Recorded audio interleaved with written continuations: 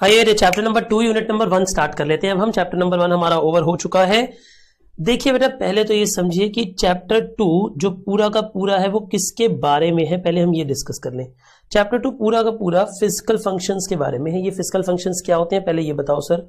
देखो बेटे, फिजिकल जब भी आप शब्द सुनते हैं तो वो गवर्नमेंट के कंट्रोल में होता है, और जब भी चैप्टर नंबर 3 में आप मॉनेटरी वर्ड पढ़ेंगे, ये चैप्टर नंबर 3 है, ये चैप्टर नंबर 2 है हमारे कोर्स में।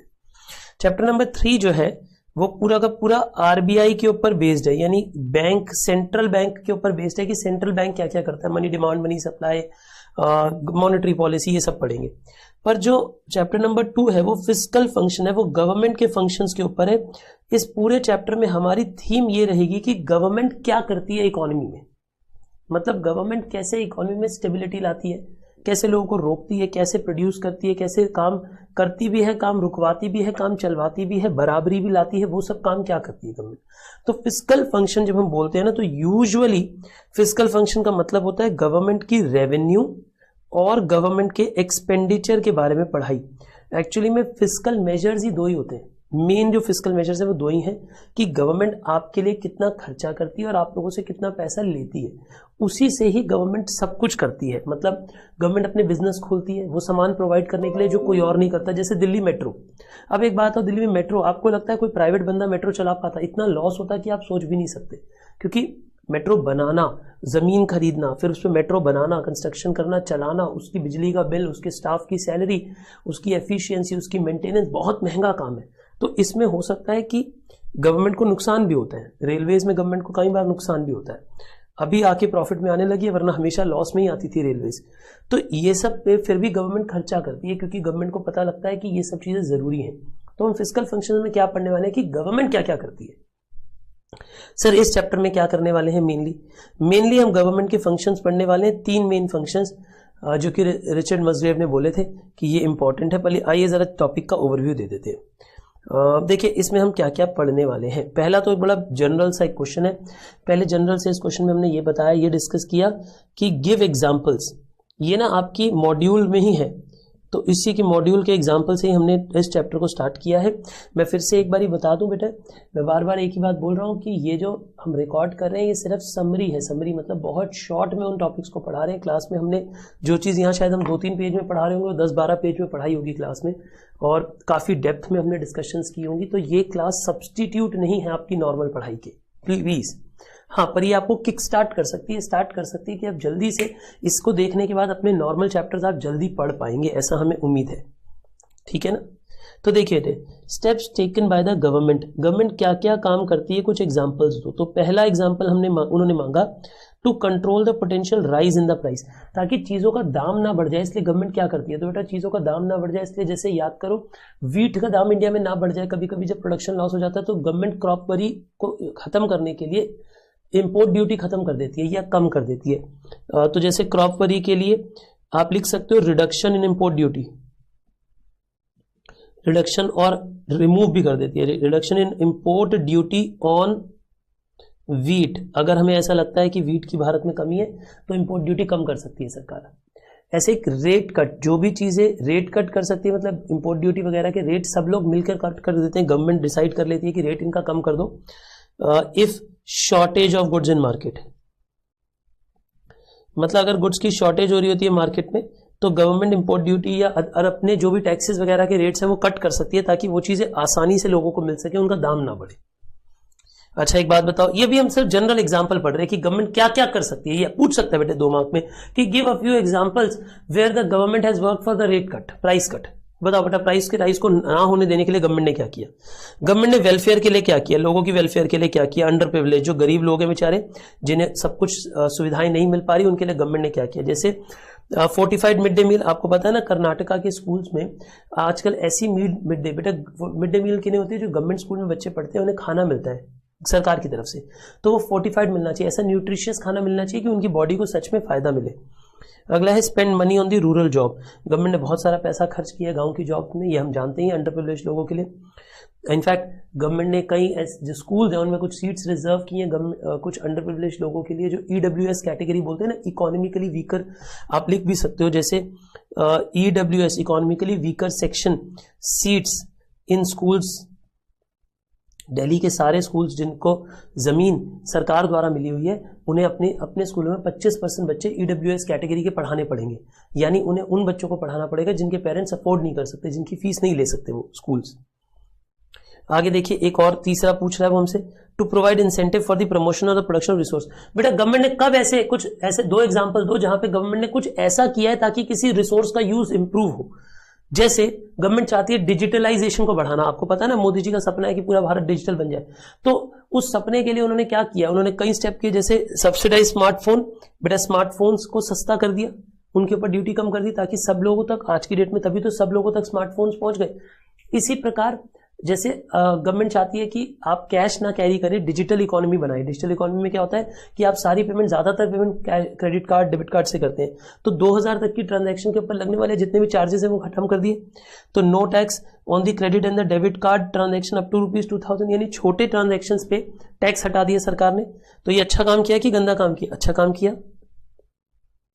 क्या ये मेन चैप्टर था? ना, ये तो ऐसे 2-3 छोटे छोटे आपके मॉड्यूल में प्रिंटेड थे, तो हमने भी एग्जांपल आपको वो समझा दिए कि अगर पूछ ले, मान लो कि भाई कुछ एग्जांपल दो, गवर्नमेंट ने प्राइस को कंट्रोल करने के लिए क्या किया, कुछ एग्जांपल दो कि गवर्नमेंट ने पुअर लोगों के लिए क्या किया, कुछ एग्जांपल दो गवर्नमेंट ने रिसोर्स को बढ़ाने के लिए, रिसोर्स के यूजेज को बढ़ाने के लिए क्या किया। ठीक है जी। अब यहां के बाद आता है government intervention with economic variable. एक बात बताओ, गवर्नमेंट इंटरफेयर क्यों करती है? मतलब आप इससे ऐसे पूछ सकते हो कि वाई गवर्नमेंट इंटरफेयर, ये अगला क्वेश्चन है हमारा कि गवर्नमेंट क्यों इंटरफेयर करती है। एक बात बताओ, आपको क्या लगता है अगर गवर्नमेंट ना होती तो क्या मार्केट इकोनॉमी जो डिमांड सप्लाई के हिसाब से चलती है, क्या वो अपने आप सब चीजों की स्टेबिलिटी कर लेती?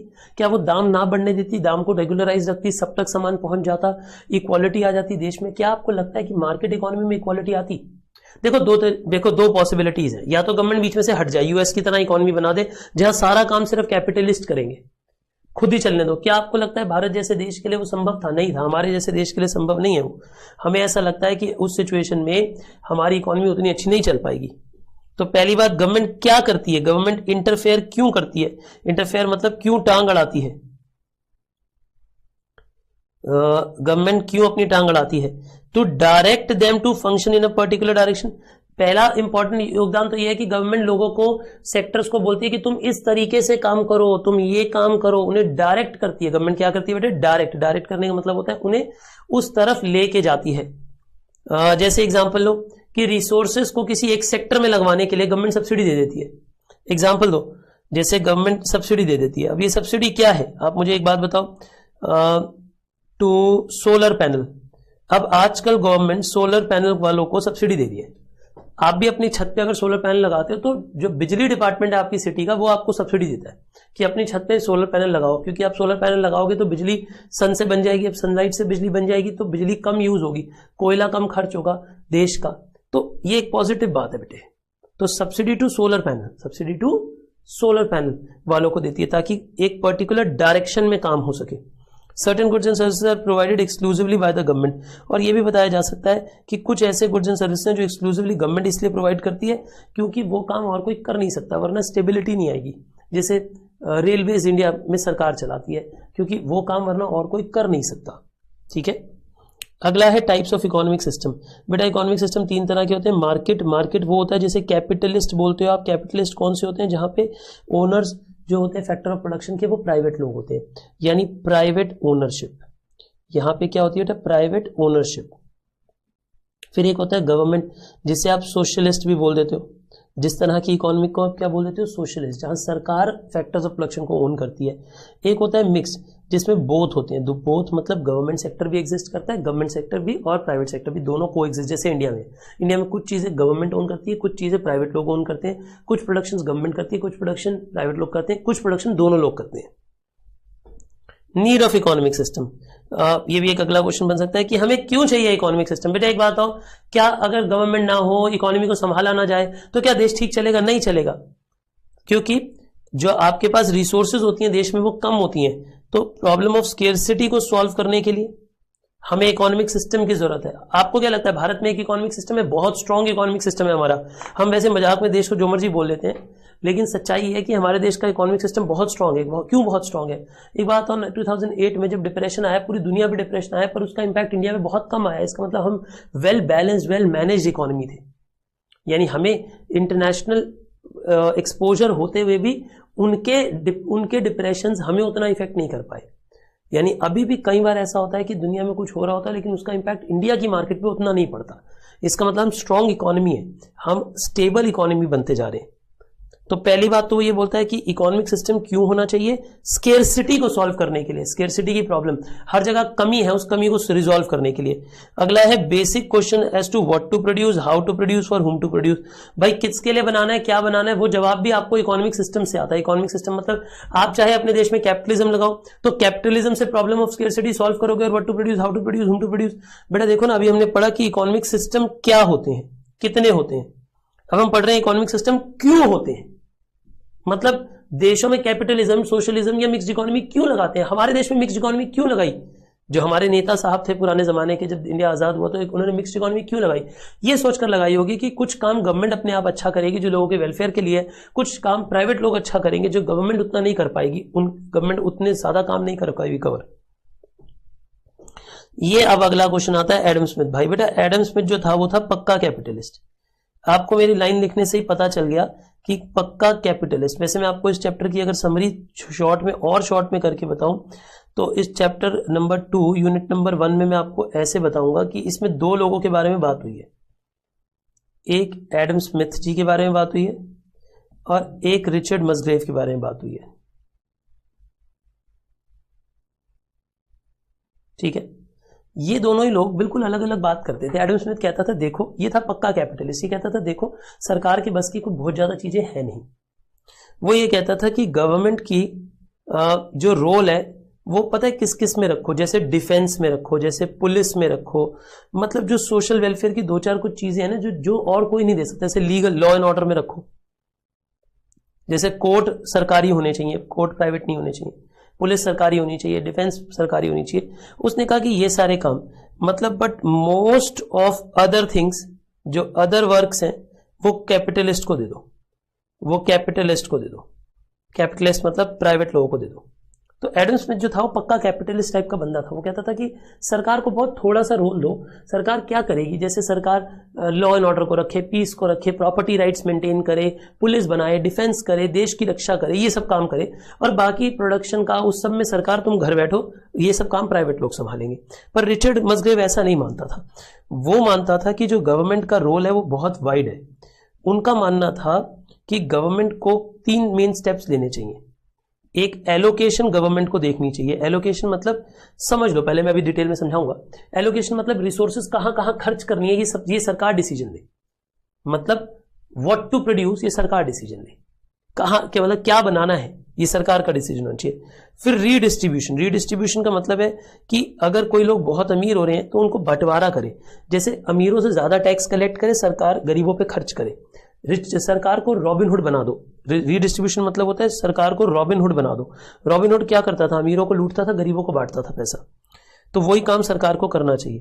फिर अगला है स्टेबलाइजेशन। स्टेबलाइजेशन का मतलब है कि वो ये कहते थे, रिचर्ड मसग्रेव ये कहते थे कि इकोनॉमी ना कांपती रहती है, कभी कभी इन्फ्लेशन आने लगती है, कभी कभी डिफ्लेशन आने लगती है, कभी इकोनॉमी ऊपर जाती है, कभी इकोनॉमी नीचे जाती है। इकोनॉमी के अंदर आने जाने वाले ये जो अप डाउन है इन्हें कोई हटा नहीं सकता, लेकिन इन्हें रोकने के लिए सरकार कारगर हो सकती है। सरकार इनके लिए एफर्ट कर सकती है कि वो ये चीजें ना होने दे। सरकार अपनी इकोनॉमी को स्टेबल रखे, सरकार कोशिश करे कि अपनी इकोनॉमी, मतलब हमारा मेन चैप्टर, मैं ये कहूं कि इस चैप्टर 2 के यूनिट 1 में 80% हिस्सा तो सिर्फ इसी का है।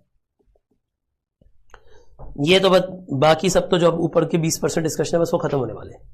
मतलब 80% रिचर्ड मसग्रेव की जो थ्योरीज थी उसके बेस पे हम क्वेश्चन आंसर पढ़ने वाले। अब हम क्या पढ़ेंगे, सोचो इसमें क्या पढ़ेंगे।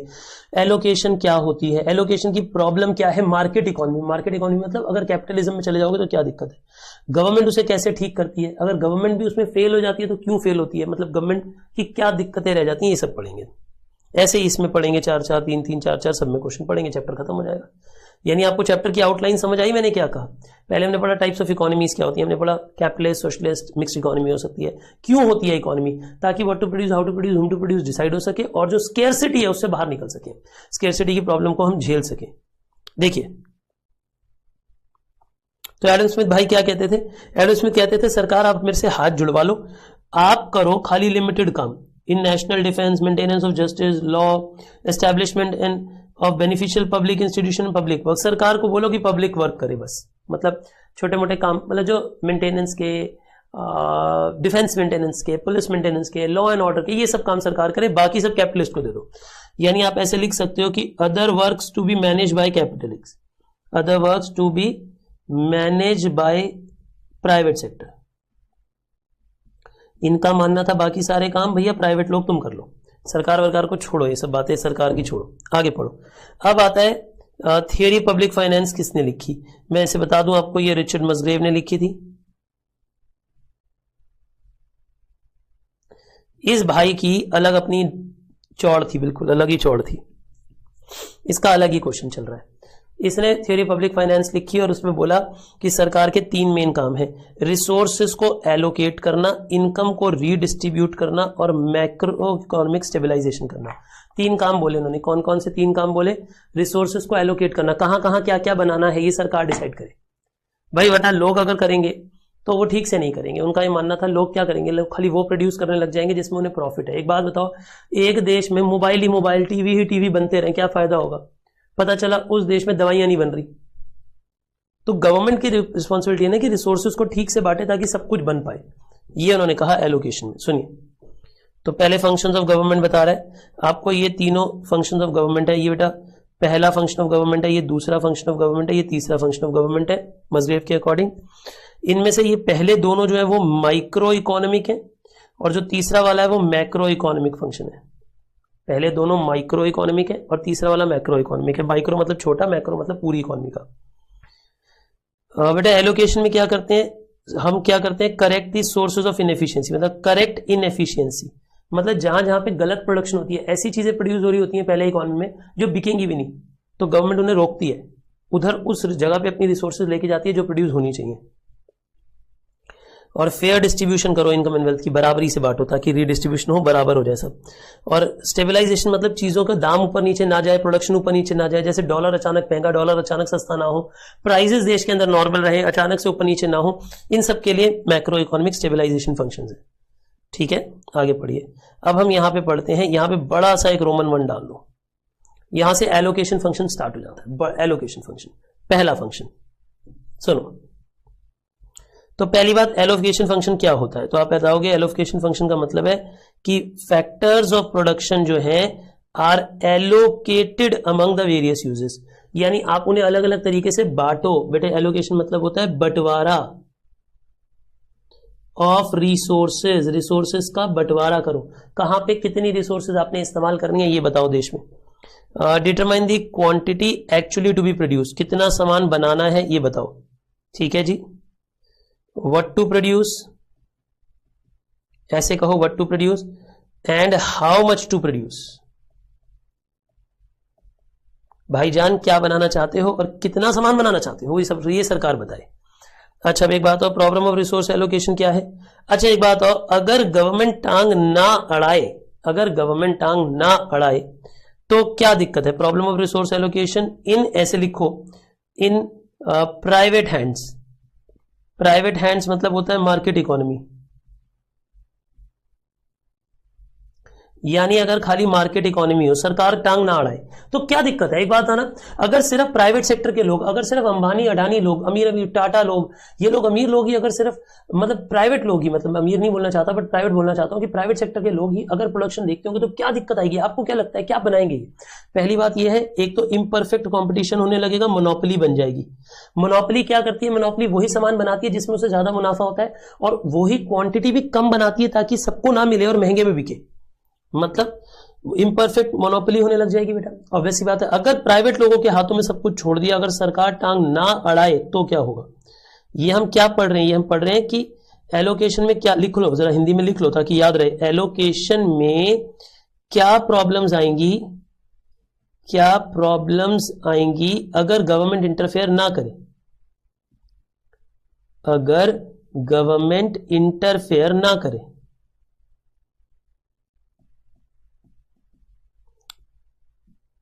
ठीक है बाबू सुनो। तो पहली बात, कलेक्टिव गुड्स कोई प्रोड्यूस नहीं करेगा। कलेक्टिव गुड्स जैसे पार्क वगैरह बनाना कोई नहीं चाहेगा, लाइब्रेरी बनाना कोई लाइब्रेरी नहीं बनाएगा। क्यों नहीं बनाएगा? क्योंकि उसमें फायदा नहीं होता।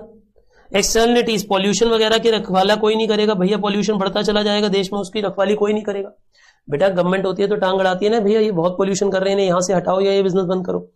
परफेक्ट बेटा फैक्टर इमोबिलिटी हो जाएगी। एक रिसोर्स से उठा के दूसरे रिसोर्स में लेकर आना दिक्कत है। इम्परफेक्ट इन्फॉर्मेशन है बेटा, प्रॉपर इन्फॉर्मेशन ही नहीं है, कौन क्या बना रहा है, कितने का बना रहा है। एक ही चीज अलग अलग मार्केट में अलग अलग दाम पे बिक जाती है क्योंकि एलोकेशन ठीक नहीं है।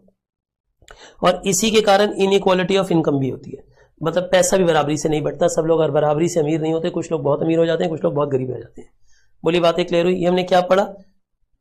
ये प्रॉब्लम इन रिसोर्स एलोकेशन पढ़ा कि रिसोर्स एलोकेशन में क्या दिक्कतें हैं अगर गवर्नमेंट टांग ना अड़ाए इन मतलब मार्केट इकोनॉमी में। Market failure provide by the rational for government. अब यहां पे पता है क्या कहा जा रहा है कि जो मार्केट में इतनी प्रॉब्लम्स है, जो मार्केट का फेलियर है, इसी वजह से कहा जाता है कि गवर्नमेंट को टांग अड़ानी पड़ती है। यानी यहां पे हम ये पढ़ रहे हैं कि why government should correct, why government should correct market failure of allocation. मतलब जो एलोकेशन में मार्केट फेल हो जाती है उसे गवर्नमेंट क्यों ठीक करे, गवर्नमेंट को क्यों बीच में टांग अड़ानी चाहिए।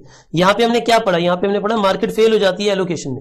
मतलब अगर आप मार्केट फेलियर का मतलब यह है कि जो प्राइवेट लोग हैं, जो कैपिटलिस्ट लोग हैं, वो ठीक से प्रोडक्शन नहीं कर पाते जो बनना चाहिए। तो आप हमें ये बताओ कि गवर्नमेंट उसे ठीक कैसे करे। तो बताओ गवर्नमेंट उसे कैसे ठीक करे। जैसे गवर्नमेंट सूटेबल करेक्टिव राइट्स लेती है, करेक्टिव एक्शन लेती है। क्या करती है? जैसे प्रॉपर्टी राइट्स मेंटेन करती है, जैसे एनफोर्सेस कॉन्ट्रैक्ट्स। तो गवर्नमेंट आपको क्या देती है? गवर्नमेंट ऐसे लॉ एंड ऑर्डर देती है ताकि कोई किसी की चीजों पे कब्जा नहीं कर सकता। करेक्टिव एक्शंस बना के देती है government. Government externalities, goods involving externality that are not met by the market. बेटे देखो कई ऐसी चीजें हैं जो मार्केट नहीं प्रोड्यूस करती, वो गवर्नमेंट बनाती है। जैसे एग्जाम्पल एजुकेशन। अब एजुकेशन में गरीब बच्चों की जो एजुकेशन है उसके लिए प्राइवेट लोग क्यों पैसा लगाएंगे? आपको लगता है कि अंबानी साहब अपने 1000 स्कूल खोलेंगे इंडिया में, 1-2 स्कूल मॉडल स्कूल खोल देंगे, पर क्या 1000 स्कूल खोलेंगे गरीब बच्चों के लिए? नहीं खोलेंगे। उन्हें क्या लेना देना गरीब बच्चा पढ़ रहा है कि नहीं, जबकि उससे पॉजिटिव एक्सटर्नलिटी आती है। अगर देश में गरीब लोग पढ़ेंगे, उनकी स्वास्थ्य अच्छा रहेगा, उनके पास हॉस्पिटल्स होंगे, तो उससे देश को बेहतरी मिलेगी। आने वाले टाइम में हमारी वर्कफोर्स इंप्रूव होगी। तो गवर्नमेंट वो काम करती है, गवर्नमेंट वो चीजें प्रोवाइड करती है जिससे पॉजिटिव एक्सटर्नलिटी मिले, नेगेटिव नहीं, पॉजिटिव। जबकि यहां पे एक्सटर्नलिटी थी नेगेटिव वाली। मेरिट गुड्स, बेटा मेरिट गुड्स वो होते हैं जो सभी के फायदे के गुड्स हैं, वो भी सरकार प्रोवाइड करती है। The government acts as a complement rather than a substitute. बहुत अच्छी लाइन लिखी है कि गवर्नमेंट एक सब्स्टिट्यूट नहीं है। हम ये नहीं कह रहे कि प्राइवेट लोगों को काम करना बंद कर देना चाहिए, प्राइवेट करते रहे, लेकिन गवर्नमेंट को उन्हें साथ में उनके साथ कॉम्प्लीमेंट करना चाहिए। जैसे प्राइवेट स्कूल्स होने चाहिए, लेकिन साथ ही साथ गवर्नमेंट स्कूल्स भी अच्छा परफॉर्म करने चाहिए। जैसे प्राइवेट हॉस्पिटल होने चाहिए, लेकिन गवर्नमेंट हॉस्पिटल्स को भी इंप्रूव होना चाहिए। तो ये बताया जा रहा है, यहां पे हमने ये पढ़ा कि गवर्नमेंट क्यों जरूरी है मार्केट के अंदर एलोकेशन के फेलियर को ठीक करने के लिए। अब ये बताया जा रहा है परफॉर्मेंस ऑफ गवर्नमेंट। गवर्नमेंट ये कैसे करती है बेटे? How government achieves, how government achieves this, achieves allocation function. या अचीव की जगह करो कि how government performs allocation. Government अपना एलोकेशन रोल कैसे परफॉर्म करती है? पहली बात तो गवर्नमेंट अपनी फिस्कल पॉलिसी बनाती है। फिस्कल पॉलिसी कौन सी पॉलिसी होती है? मैंने आपको बताया कि ये एक्सपेंडिचर एंड रेवेन्यू की पॉलिसी है कि कहां से कितना पैसा आएगा, कहां पे कितना पैसा लगाना है, वो डिसाइड करती है। गवर्नमेंट बजटिंग करती है, पहली प्लानिंग फॉर फ्यूचर एक्सपेंसेस करती है कि गवर्नमेंट को कहां पे कितना पैसा लगाना है, किस सेक्टर में कितनी ग्रोथ करनी है। और गवर्नमेंट चाहती है एक ऑप्टिमम मिक्स रखे पब्लिक गुड्स का और मेरिट गुड्स का। मतलब गवर्नमेंट बेटे इस तरीके का एक मिक्सचर बनाना चाहती है जैसे हर कॉलोनी में पार्क भी हो, बच्चों के लिए लाइब्रेरी भी हो, और गवर्नमेंट प्राइवेट सेक्टर वाले काम भी करे, गवर्नमेंट उनसे कॉम्पीट भी करे। जैसे गवर्नमेंट की भी बसेस चलती हैं, जैसे गवर्नमेंट की भी इंडस्ट्रीज चलती हैं, तो गवर्नमेंट उसका बैलेंस रखना चाहती है, एक मिक्स बनाना चाहती है। एलोकेशन इंस्ट्रूमेंट क्या है? गवर्नमेंट ये सब कैसे अचीव करती है? एलोकेशन इंस्ट्रूमेंट मतलब सरकार के पास क्या क्या है? इसके साथ आप ऐसे लिखो कि गवर्नमेंट एलोकेशन रोल को पूरी, ये इंपॉर्टेंट है, ये वाला आंसर काफी इंपॉर्टेंट है। गवर्नमेंट एलोकेशन रोल को पूरा करने के लिए, ये हमने क्लास में भी बहुत डिटेल में पढ़ा हुआ है, करने के लिए कौन कौन से टूल्स यूज करती है, कौन कौन से टूल्स मतलब होते हैं हथियार यूज करती है गवर्नमेंट, कौन कौन से हथियार यूज करती है, ठीक है ना। मतलब कैसे अचीव करती है बेटे सरकार। तो पहला है प्रोडक्शन ऑफ इकोनॉमिक गुड, या तो खुद बनाने लग जाओ, मतलब सेल्फ प्रोडक्शन। गवर्नमेंट खुद ही प्रोडक्शन करने लग जाती है। गवर्नमेंट कहती है तुम्हारी ऐसी की तैसी, तुम्हारे बस का कुछ नहीं है, मैं ही बनाऊंगा। जैसे मेट्रो, जैसे रेलवेज, गवर्नमेंट कहती है भैया तुम्हारे बस की नहीं है, हम खुद ही बना देंगे, छोड़ो तुम। इन्फ्लुएंस प्राइवेट एलोकेशन, बेटे प्राइवेट एलोकेशन जैसे कुछ लोग अगर कुछ काम करवाने होते हैं तो सब्सिडी लगा देती है उन्हें, सब्सिडी से प्रमोट करती है। और कभी कभी हैवी टैक्स लगाकर जिन कामों को रोकना होता है, जैसे अल्कोहल का काम, सिगरेट का काम, उन्हें सरकार कम करना चाहती है, तो उन पे हैवी टैक्स लगा के उन्हें आप यूं कहो कि प्रमोट की जगह डिमोट कर देती है। मतलब उनको प्रमोशन की जगह, उनको इंप्रूव करवाने की जगह उनको पीछे लेके जाती है। फिर गवर्नमेंट कंपटीशन और मर्जर की पॉलिसीज लगाती है। ऐसा नहीं होने देती कि जैसे आपको पता है कि monopoly restricted trade practices act लगता था, जिसका मतलब ये होता है कि बहुत सारी कंपनियां मिलकर अपने मोनोपोली नहीं बन सकती। इसमें बेसिकली गवर्नमेंट ये इंश्योर करती है कि कोई अनड्यू बड़ा ना हो जाए, कोई बहुत बड़ा बंदा ना बन जाए। मतलब आप ऐसे कह सकते हो रिस्ट्रिक्ट्स मोनोपोली। गवर्नमेंट चाहती है कि मोनोपोली ना बने, अगर मोनोपोली नहीं बनेगी तो ही तो मार्केट में ठीक से एलोकेशन ऑफ रिसोर्सेज होगी। रेगुलेटरी एक्टिविटी, बेटा रेगुलेटरी एक्टिविटी का मतलब है कि कई चीजों पर रूल्स एंड रेगुलेशंस लगा देते हैं, जैसे लाइसेंसिंग सिस्टम, जैसे इसमें आप पढ़ सकते हो लाइसेंसिंग लगाना। अब बिना लाइसेंसिंग के आप वो काम नहीं कर सकते, ऐसे कुछ काम कर सकती है सरकार। लीगल एंड एडमिनिस्ट्रेटिव फ्रेमवर्क, बेटा कुछ और लीगल रिस्ट्रिक्शंस लगा सकती है कि ये काम खाली इतने ही लोग करेंगे, या ये काम इतने ही लोग कर सकते हैं, बाकी लोग नहीं कर सकते। कुछ एरिया के लोगों को डिसाइड कर दिया, ऐसा कुछ, ठीक है जी। मिक्सचर, या फिर एग्जांपल लो कि कोई पहले बॉन्ड भरना पड़ेगा, कोई पैसा जमा कराना पड़ेगा, उसके बाद ही आप काम स्टार्ट कर सकते हो, ऐसा कुछ। मिक्सचर ऑफ इंटरमीडिएट टेक्निक, मतलब इनमें से कोई भी एक टेक्निक यूज कर मिक्स करके भी यूज हो सकती है। तो ये सारे वो टूल्स हैं जो कि सरकार यूज करती है एलोकेशन को अचीव करने के लिए, यानी कहां पे कितना कितना पैसा कैसे कैसे लगना चाहिए उसे देखने के लिए। बोलिए बातें समझ आ गई। थोड़ा सा तेज चलते हैं वरना इसे फिनिश ही नहीं होगा। गवर्नमेंट फेलियर, बेटे गवर्नमेंट फेलियर का मतलब होता है गवर्नमेंट की प्रॉब्लम क्या है। अभी तक तो हम पढ़ रहे थे मार्केट फेलियर। मार्केट फेलियर मतलब कि कैपिटलिस्ट फेल हो जाएंगे, कैपिटलिस्ट इकोनॉमी अच्छे से नहीं चलेगी, सरकार को टांग अड़ानी चाहिए। अब हम पढ़ रहे हैं कि सरकार भी फेल हो जाती है कभी कभी, यानी यहां पे हम ये बात कर रहे हैं the government itself can fail to achieve allocation roles. मतलब कभी कभी गवर्नमेंट खुद भी फेल हो जाती है, ये एक अलग क्वेश्चन है। देखिए कई बार ऐसा क्या होता है कि government is not always infallible. हम ये नहीं कह सकते कि गवर्नमेंट कभी फेल नहीं होगी, गवर्नमेंट भी फेल हो सकती है।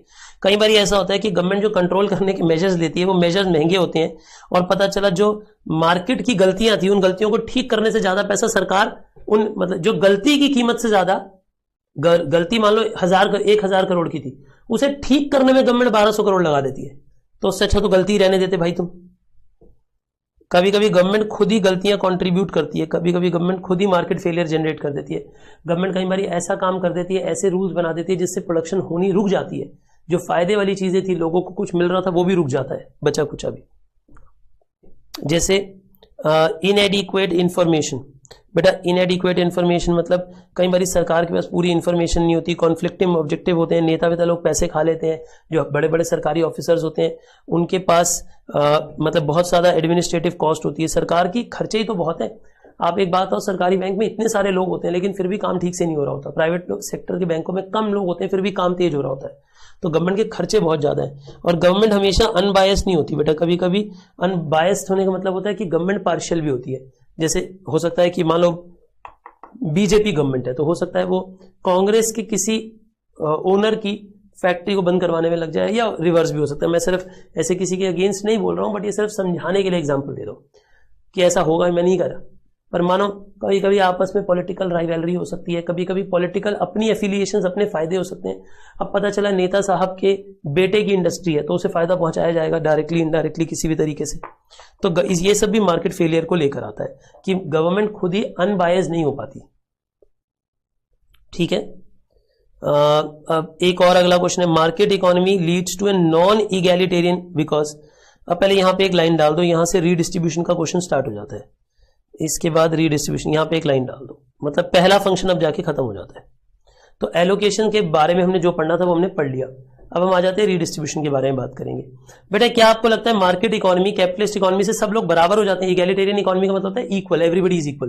पर नॉन इगैलिटेरियन इकोनॉमी का मतलब क्या हुआ? नॉन इगैलिटेरियन मतलब सब इक्वल नहीं होते। सही बात है, प्राइवेट सेक्टर में अंबानी इतना अमीर है, मैं इतना गरीब हूं, ऐसा क्यों? क्योंकि कैपिटलिज्म चल रहा है भारत में, है ना बेटा। तो यानी यहां पे बराबरी नहीं है। तो distribution of income and wealth among individual is likely to be skewed, क्योंकि कुछ लोग बहुत अमीर होते हैं, यानी अंबानी अडानी, है ना, अंबानी अडानी टाटा बाटा ये सब अमीर हो रहे हैं, ये रिच हो रहे हैं और मैं पुअर हो रहा हूं बेटे। तो बताओ अच्छी बात है ये कोई? आगे इंटरवेंशन इज रिक्वायर्ड, इसीलिए इंटरवेंशन चाहिए ताकि इक्वल डिस्ट्रीब्यूशन हो सके, इसीलिए गवर्नमेंट को टांग अड़ानी पड़ती है, इसीलिए गवर्नमेंट को रीडिस्ट्रीब्यूशन फंक्शन परफॉर्म करना पड़ता है, इसलिए गवर्नमेंट को रीडिस्ट्रीब्यूशन फंक्शन परफॉर्म करना पड़ता है।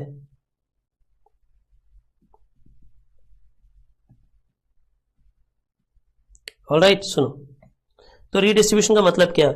रीडिस्ट्रीब्यूशन का मतलब होता है बेटा पैसा जो लोगों के पास आ गया उसे दोबारा से डिस्ट्रीब्यूट करना, बराबरी से बांटना। इसमें बेसिकली पढ़ाया जाता है फॉर होम टू प्रोड्यूस।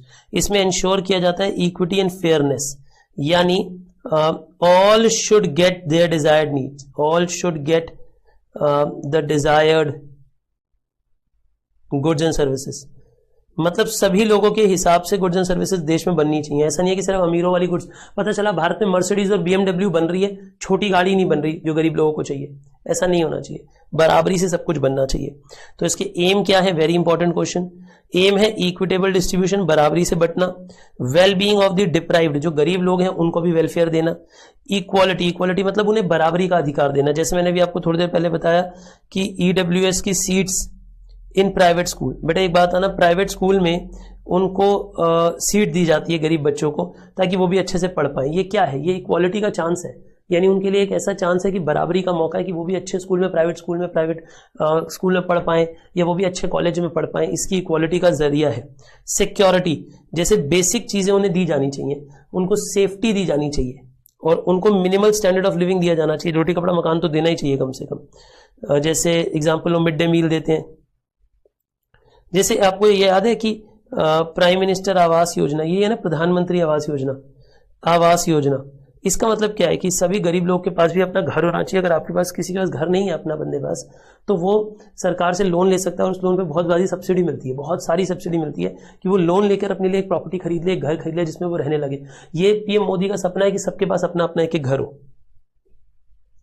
तो ये एम्स है। अब एग्जांपल्स देखो, गवर्नमेंट कैसे अचीव करती है बेटे, गवर्नमेंट कैसे अचीव करती है? टैक्सेशन पॉलिसी से, बेटा अमीरों पे ज्यादा टैक्स लगाती है, गरीबों पे नहीं लगाती है। प्रोग्रेसिव टैक्स, बेटा वही बात हो गई कि जैसे जैसे आपकी इनकम बढ़ती रहती है टैक्स रेट बढ़ते रहते हैं। मैं थोड़ा तेज बता रहा हूं, लिखते रहना हिंदी पॉज कर करके। प्रोग्रेसिव टैक्सेशन का मतलब होता है जैसे जैसे आपकी इनकम बढ़ती रहती है वैसे वैसे आपके टैक्स रेट्स और बढ़ते रहते हैं। एम्प्लॉयमेंट रिजर्वेशन, कुछ लोगों को एम्प्लॉयमेंट की रिजर्वेशन दी जाती है। जैसे कई जगहों पे एम्प्लॉयमेंट की रिजर्वेशन है किसी एक पर्टिकुलर सोसाइटी के लोगों के लिए या किसी पर्टिकुलर रिलीजन या किसी पर्टिकुलर इनकम ग्रुप के लोगों के लिए। मानो कि डिसाइड हो रखा है कि ये वाली जॉब सिर्फ उन्हीं को मिलेगी जिनकी फैमिली इनकम 5 लाख से कम है। तो ऐसे रिजर्वेशन की गई है ताकि कुछ जॉब्स उनके लिए रिजर्व किए जा सके। ठीक है। Regulation of manufacture and the sale of certain product, बेटा गवर्नमेंट ने ये भी इंश्योर किया है कि हर काम में अंबानी अडानी ना घुस जाए। कुछ छोटे काम ऐसे हैं जिनको रिजर्व किया गया कि वो सिर्फ छोटे ट्रेडर्स, छोटे बिजनेसमैन ही करेंगे।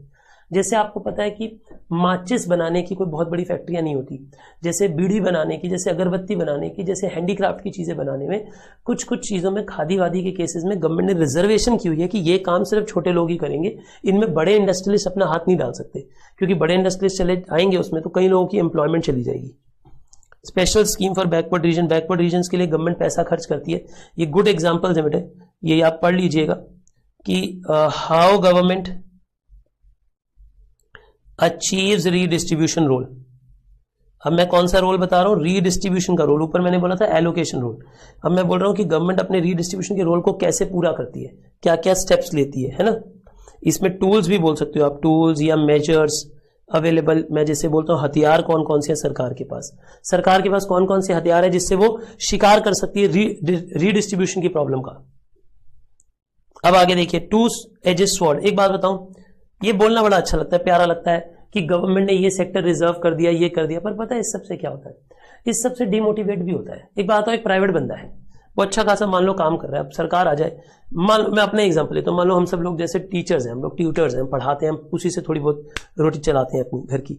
अब हम कुछ कमा रहे हैं, मान लो सरकार कहते हैं कि नहीं तुम इतने रुपए से ज्यादा फीस नहीं ले सकते। वैसे हमारी फीस तो ऑलरेडी बहुत नॉमिनल है, मतलब शायद सबसे कम फीस पे हम लोग काम करते हैं मार्केट में, क्योंकि बहुत ज्यादा कमाने की इच्छा रखी नहीं, क्योंकि उतने में नंबर ऑफ स्टूडेंट्स इतना ज्यादा हो जाता है कि उसी से काम चल जाता है हमारा। तो मैं ईमानदार आदमी, मैं सच बोल देता हूँ भाई, मैं घुमा फिरा के बोलता नहीं। जरूरत उतनी पाली नहीं तो उतना ज्यादा पैसा क्या करेंगे यार। मैं आपको जैसे बता था कि मान लो गवर्नमेंट आ जाए, गवर्नमेंट आंगन आने लगे, गवर्नमेंट कहे नहीं नहीं नहीं इतने से ज्यादा, मान लो 1000 रुपए से ज्यादा फीस नहीं ले सकते, तो उससे क्या होगा, उससे कई टीचर्स, हम तो शायद फिर भी काम कर लेंगे, लेकिन कई टीचर्स उससे डिमोटिवेट होकर काम पढ़ाना ही छोड़ देंगे, बोलेंगे नहीं हमें नहीं करना। तो ऐसा कई बार होता है कि गवर्नमेंट अगर किसी चीज पे रेट फिक्स करने लग जाए, गवर्नमेंट आप पे हैवी टैक्सेस लगाने लग जाए, तो कई लोग डिमोटिवेट हो जाते हैं काम करने के लिए, काम पॉजिटिव करने की जगह वो नेगेटिव हो जाता है। तो कई बार क्या होता है, जैसे आप बोलते हो कि एफिशिएंसी एंड इक्विटी, बेटा कई बार ऐसा होता है कि काम बराबरी से बांटने के चक्कर में काम खराब हो जाता है। आपको क्या लगता है कि गवर्नमेंट स्कूल उतना अच्छा पढ़ाते हैं जितना प्राइवेट स्कूल पढ़ाते हैं? मैं वैसे ईमानदारी से बताऊं, चाहे ये बात अच्छी ना लगे आपको, पर ऐसा नहीं है। आज भी कई गवर्नमेंट स्कूल में बहुत अच्छी क्लासेस नहीं होती हैं, आज भी वहाँ के टीचर्स उतना एफर्ट नहीं करते हैं जितना प्राइवेट स्कूल के टीचर्स एफर्ट करते हैं। पैसे की बात है, डेफिनेटली प्राइवेट स्कूल ज़्यादा फीस ले रहा होता है, ज़्यादा टीचर्स को पे कर रहा होता है, उन्हें टाइट रखा जा रहा होता है। गवर्नमेंट स्कूल में थोड़ी लिबर्टी होती है, टीचर आ रहा है नहीं आ रहा, पढ़ा रहा है नहीं पढ़ा रहा, स्वेटर बुन रही है मैडम जी, तो काम चल जाता है। लेकिन आजकल वैसे सिचुएशन धीरे धीरे करके अब चेंज हो गई है, पर फिर भी सच्चाई ये है कि बराबरी से जरूरी नहीं है कि आप एफिशिएंसी अचीव कर सको। जो अच्छी एफिशिएंसी से काम कर सकता है उसे करने देना चाहिए। तभी कई बार इसे भी कहा जाता है कि ये टू एजेड स्वॉर्ड है। बेटे टू एजेड स्वॉर्ड मतलब जैसे बोलते हैं ना, आप हिंदी में बोलते हैं कि एक तरफ खाई है एक तरफ कुआं है, मतलब आप इक्वालिटी को देखोगे तो एफिशिएंसी खराब हो जाएगी, एफिशिएंसी को देखोगे तो इक्वालिटी नहीं हो पाएगी। एफिशिएंसी की तरफ भागोगे तो कुछ ही लोग पैसा कमा पाएंगे जो एफिशिएंट है, जो इनएफिशिएंट है वो पैसा नहीं कमा पाएंगे, वो गरीब हो जाएंगे। और आप गरीबों की तरफ देखोगे तो वो एफिशिएंसी से काम नहीं करते, निकम्मे। और डेड वेट लॉसेज होने लगेंगे। डेड वेट लॉस का मतलब होता है ऐसी चीजें बनने लगेंगी जो बिकेंगी नहीं। करेक्टिव मेजर्स आर, बेटा गवर्नमेंट को क्या करना चाहिए, एक तो ऑप्टिमली बजटरी कंट्रोल पॉलिसी बनानी चाहिए कि कहाँ पे कितना, जैसे ऑप्टिमल बजटरी पॉलिसी का मतलब बेसिकली क्या होता है कि आपको कहाँ पे कितना पैसा लेके लगाना है, मतलब कितना पैसा कहाँ पे लगाना है ये सोचो। और minimal efficiency cost, minimal efficiency cost का मतलब ये हो गया कि जो वेस्टेज हो रही है, जो लॉस हो रहा है ना, यहाँ से रिसोर्स वहां लेके जाने में, वो सब कम हो जाए, जो बीच में कन्वर्जन के टाइम पे नुकसान हो रहे हैं वो कम हो। अगला आ जाता है बेटा स्टेबलाइजेशन फंक्शन। स्टेबलाइजेशन फंक्शन का आने का मतलब होता है कि गवर्नमेंट को चाहिए कि भैया सब तरफ स्टेबिलिटी लेके आए, बराबरी लेके आए, कहीं इधर उधर, बराबरी से चलो। किससे चलो? बराबरी से। तो देखो बेटे, एक तो होता है डेलिबरेट स्टेबलाइजेशन, गवर्नमेंट जानबूझ के स्टेबिलिटी अप डाउन को रोकने की कोशिश करने को स्टेबलाइजेशन कहते हैं। एलिमिनेटिंग फ्लक्चुएशंस, एलिमिनेट करो फ्लक्चुएशंस, ठीक है। अच्छा एक बात बताओ, why should we have stabilization function? बेटा एक बात, तो स्टेबलाइजेशन क्यों होनी चाहिए इकोनॉमी की? पता है क्यों? अगर आपने, कहते हैं ना, अगर समय पे सही, बच्चे से आपके पेरेंट्स कई बार आपको बोलते होंगे समय पे अगर आप लोगों को ना सुधारा जाता तो आप पूरी जिंदगी के लिए बिगड़ जाते। बोला जाता है ना, जैसे एक उम्र होती है, मान लो 14-15 साल का बच्चा है, उसके ऊपर सबसे ज्यादा नजर रखनी चाहिए, अगर वो बिगड़ गया तो पूरा ही बिगड़ जाएगा फिर। तो इसी तरीके से जब इकोनॉमी फ्लक्चुएट करती है उसे भी रोकना होता है, रुक जा। अगर वो नहीं रोका ना आपने तो वो इकोनॉमी बिगड़ती ही चली जाएगी। वो हाल हो जाएगा जो ग्रीस का हुआ, या ऐसा हाल हो जाएगा जो कुछ अफ्रीकन कंट्रीज का हुआ। समझ रहे हो आप मेरी बात? मतलब वो हाल हो जाएगा कि पूरी इकोनॉमी बर्बाद हो जाएगी। अगर आपकी इकोनॉमी डूब रही है और आपने रोका नहीं तो पता चला रॉकेट की तरह सट करके डूब जाएगी, और पता चला इन्फ्लेशन आ रही है, तेजी में इन्फ्लेशन आ जाएगी। तो उसे रोकना जरूरी है, वरना प्रोलॉन्ग इंस्टेबिलिटी हो जाएगी, वरना बहुत लंबे समय तक के लिए इंस्टेबिलिटी हो जाएगी। और तो और स्टैगफ्लेशन होने के भी चांसेस है। बेटा स्टैगफ्लेशन क्या होता है? जब इन्फ्लेशन और अनएम्प्लॉयमेंट साथ साथ चलती है। स्टैगफ्लेशन क्या होती है? जब इन्फ्लेशन और अनएम्प्लॉयमेंट साथ साथ आ जाती है। एक तरफ लोगों के पास जॉब नहीं होती और दूसरी तरफ महंगाई बढ़ने लगती है। और इसका कंटेजियन इफेक्ट है बेटा। कंटेजियन इफेक्ट मतलब ये तो कोरोना वायरस हो गया, मतलब जो स्टेबलाइजेशन है वो तो कम्युनिकेबल डिसीज है बेटे। अगर आपकी इकोनॉमी इनस्टेबल है तो उससे धीरे धीरे करके इकोनॉमी, पूरी दुनिया की इकोनॉमी इनस्टेबल होने लगेगी। यानी आपके ऊपर सिर्फ अपना इंपैक्ट नहीं रहेगा, आपका इंपैक्ट औरों पे भी चला जाएगा। यानी अगर एक इकोनॉमी, जैसे अब चाइना हिल रहा है, कोरोना वायरस की वजह से क्या हुआ था कि भैया चाइना का हाल बुरा हो गया। अब चाइना में लोगों की डेथ वेथ होने लगी, उनसे लोग इंपोर्ट करना बंद कर दिए, तो चाइनीज इकोनॉमी डूबने लगी। अब चाइनीज इकोनॉमी के डूबने का इंपैक्ट खाली चाइना पे नहीं आएगा, बाकियों पे भी आएगा। इसका मतलब कंटेंजियन इफेक्ट है। आज की डेट में इतनी इंटरनेशनल ट्रेड होती है कि एक इकोनॉमी दूसरी इकोनॉमी से जुड़ी होती है। अगर एक देश का नुकसान हुआ तो सबका नुकसान होने लग जाएगा धीरे धीरे। इसीलिए एरियाज ऑफ वर्क, मतलब गवर्नमेंट को किन किन इलाकों पे काम करना चाहिए, मतलब government should stabilize following things. इन फॉलोइंग चीजों को गवर्नमेंट को स्टेबलाइज करना चाहिए। किस किस को स्टेबलाइज करेगी? जैसे लेबर की लेबर कितनी यूज हो रही है, कैपिटल कितनी यूज हो रही है, इस पे स्टेबिलिटी रखो। अचानक से लेबर हाई ना हो जाए या अचानक से कैपिटल हाई ना हो जाए। ओवरऑल आउटपुट एंड इनकम, अचानक से इनकम एंड आउटपुट हमारी एकदम नीचे या एकदम ऊपर ना चली जाए। प्राइस लेवल अचानक से ऊपर नीचे ना चली जाए। इकोनॉमिक ग्रोथ एकदम नीचे ना चली जाए। बैलेंस ऑफ पेमेंट मेंटेन करो। जितने डॉलर आ रहे हैं, जितने डॉलर जा रहे हैं, उनका बैलेंस रखना जरूरी है, उनको स्टेबल रखना जरूरी है। अचानक से वो अप डाउन चले गए तो भी इकोनॉमी में दिक्कत आ जाएगी। Two major components of fiscal important for stabilization. बेटा इंपॉर्टेंट फॉर स्टेबलाइजेशन कौन है? एक है ओवरऑल इफेक्ट। ओवरऑल इफेक्ट का मतलब होता है आप कितना रिसोर्स खर्च कर रहे हो उस पर, मतलब कितना पैसा आपके पास आ रहा है, कितनी रिसोर्सेज आप खर्च कर रहे हो, कितना पैसा आप लगा रहे हो, कितना आ रहा है, कितना लगा रहे हो, वो देखना पड़ता है।